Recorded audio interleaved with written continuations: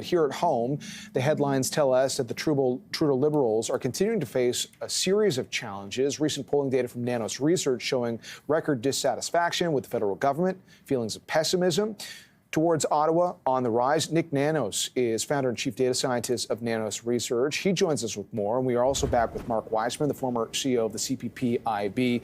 Nick, it's great to have you with us since we are getting inundated by U.S. polling data on the road towards the American election. Give us an update on how Canadians feel about the situation in Ottawa right now.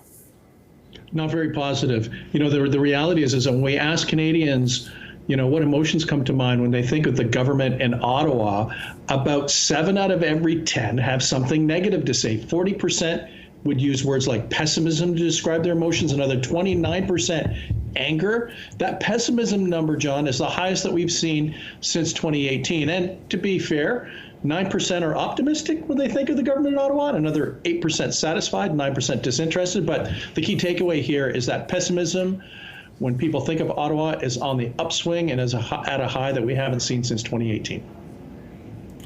Hey, Nick, I have a question for you. You know, we talk a lot about the economy and the importance of government policy as it relates to economic growth. Are Canadians really that interested in an economic plan or what the economic plan for the country looks like when they decide where to cast their vote, or does the economy fall further down in the list? No, actually, the economy, meat and potatoes issues, to your question, are actually at the very top of the list. You know, it's interesting. Every week we ask Canadians what their top national issue of concern. The 3 top issues of concern all relate to money. Inflation, which has been on the rise at around 16%. Housing, or worry about housing. Jobs. You know, even higher taxes is up there. And, you know, those inflation, housing, and jobs, those 3 economic issues are more important than the environment right now. They're more important than healthcare. And you know what? In the past, healthcare has been at the top of the list, as has the environment. So we're seeing these meat and potatoes issues come to the top. And that's really what Canadians want to hear about from all of the federal party leaders. Nick, at the end of the day, we don't quite know when we'll see the next federal election in this country.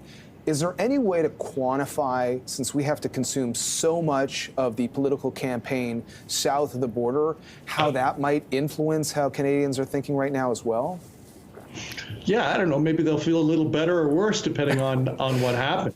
But the other key thing is that, you know, whenever we see things happen in the United States, you know, this happens in business, it happens in politics and stuff like that. A lot of times we're importing those things. And I think for a lot of Canadians, they're going to look at 2 things. First of all, the tone of the debate between the Democrats and the Republicans in the fight for the presidency. They're also going to look at what the issues are, because you know what? There are a lot of Americans who are worried about inflation and worried about jobs, even though the economy in the U.S. is really a positive outlier compared to a lot of other places. And so I think it is going to have an impact. Maybe we'll feel a little better, or perhaps we'll feel worse listening to the Americans. Nick, another question for me. You talk about the influence of the U.S. On Canada. Of course, we've had a sitting president decide not to seek re-election over the weekend. Quite an extraordinary set of circumstances. How does that influence the mood of the electorate in Canada, and how does it play for our Prime Minister? Yeah, I think the key takeaway that you put your finger on in terms of Biden stepping down is actually that incumbents are in trouble right now. We see, you know, Joe Biden stepping down.